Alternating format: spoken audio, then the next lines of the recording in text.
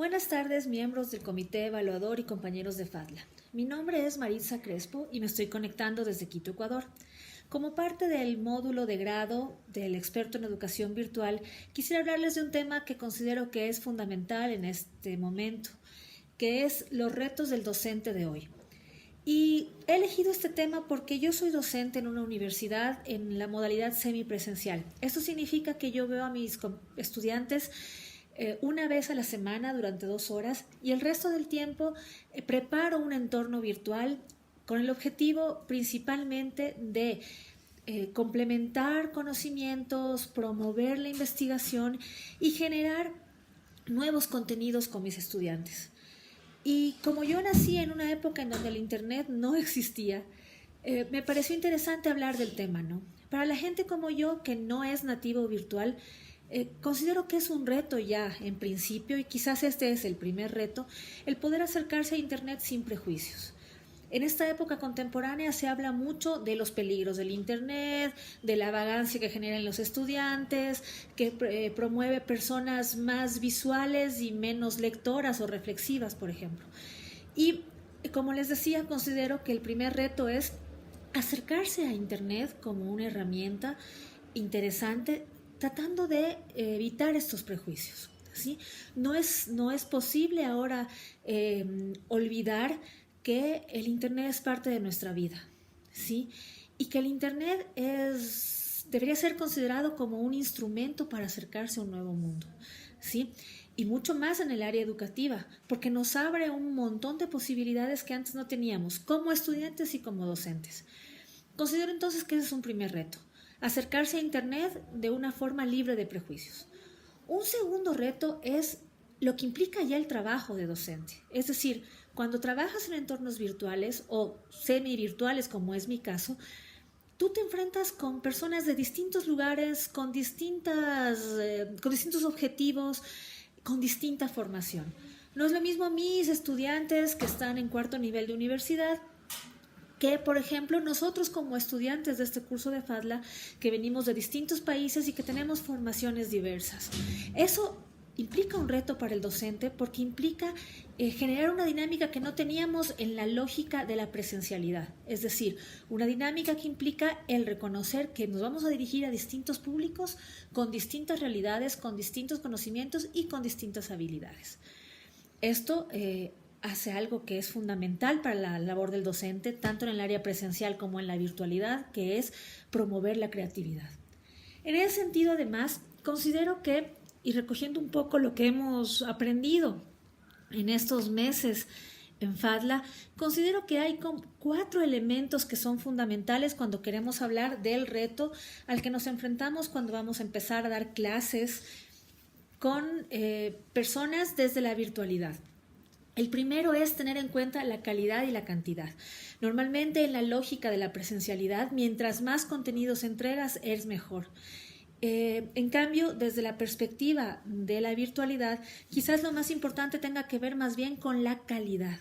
No es tan bueno generar contenidos muy grandes, páginas de lectura, por ejemplo, sino el docente tiene el reto de encontrar el quid de la cuestión, lo que quiere transmitir, y hacerlo más bien de una forma con calidad, pero rápido, teniendo en cuenta que la gente que utiliza Internet y los entornos virtuales para aprender no tiene todo el tiempo del mundo, ¿sí? O más bien administra su tiempo de una forma distinta a la que administran los estudiantes en un espacio presencial en donde puedes compartir con tu profesor, hacer preguntas y demás. Un segundo momento es esta cuestión de la dinámica y la productividad, ¿sí? Creo que es fundamental y es un reto para el docente generar procesos que incluyan el factor sorpresa, sorprender a los estudiantes. Esto va a hacer que los estudiantes estén atentos, que quieran entrar a la plataforma, que se interesen, más allá del objetivo final, que es obtener, por ejemplo, un certificado. Cuando te sorprenden, cuando el espacio es creativo, cuando no sabes con qué te va a salir el docente, con qué reto nuevo, tú quieres entrar y involucrarte más en la materia, ¿no? Esto obviamente no significa que debamos ser hipercreativos y no generar un trabajo en el estudiante, porque el aprendizaje autónomo o semiautónomo que implica la virtualidad también tiene que verse resultado en algo productivo. Y la productividad está vinculada con el acompañamiento que hace el docente. Es decir, generar un proceso en que los estudiantes y una dinámica en que los estudiantes participen. Y el docente tiene el reto de estar más atento a la pequeña participación. Incluso cuando no participa el estudiante, estar atento a por qué no participa y promoverlo. Promover su participación desde distintos espacios. El propio Internet, el correo electrónico, el WhatsApp y todas las herramientas maravillosas que este mundo contemporáneo nos plantea. Un tercer elemento que considero muy importante es el que tiene que ver con el contenido hipertextual. ¿A qué se refiere esto? Yo entiendo el contenido hipertextual como la promoción que hace el docente para que el estudiante haga su propio camino. En las clases presenciales, digamos, uno tiene un esquema, inicia, plantea los objetivos, genera recoger los conocimientos previos, luego da un contenido nuevo y luego evalúa, no así, de una forma lineal, esquemática. La virtualidad demanda otras cosas y sobre todo me parece que instaura un proceso de confianza en el otro que es estudiante. ¿En qué sentido? En el sentido de que confía en que el otro va a descubrir y está interesado en aprender.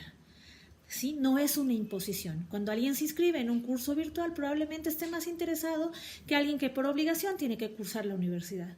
Entonces, esto implica la confianza, implica tener confianza en que el estudiante va a hacer su propio camino. Para esto, la plataforma virtual, el espacio virtual, el aula virtual se convierte en un escenario de creatividad, ¿sí? El estudiante puede empezar por el final, continuar por el medio, terminar por el principio. No importa. No importa por dónde ataque el conocimiento. Lo importante es que tenga las herramientas justas, preparadas por el tutor, por el profesor del aula virtual, para que pueda alcanzar el objetivo, que es aprender algo nuevo o fortalecer algo. Entonces, esta linealidad de las clases presenciales se rompe y se convierte en una creación. El estudiante genera su propio camino de aprendizaje. Y un último elemento que me parece importante, y ya para terminar, tiene que ver con la personalización del ambiente de estudios. Y este también es un cuarto reto del docente, ¿no? Porque implica el involucrarse en el aula. Desde mi perspectiva, si a ti no te gusta el espacio virtual en el que estás trabajando, se te impone una forma de hacer, también se coarta la creatividad. Si estoy hablando de la creatividad del estudiante, de estos mundos dinámicos que se sostienen en la tecnología y en el Internet, obviamente el espacio que arma el docente debe llevar su sello, su marca, su forma de ser.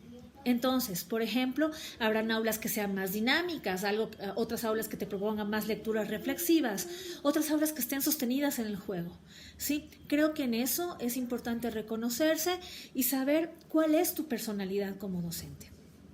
Bueno, espero que haya estado bien mi presentación. Confío en que cumplirá sus expectativas y muchas gracias por todo este proceso de aprendizaje, ha sido muy interesante y a los tutores también les agradezco por su paciencia y apoyo. Saludos.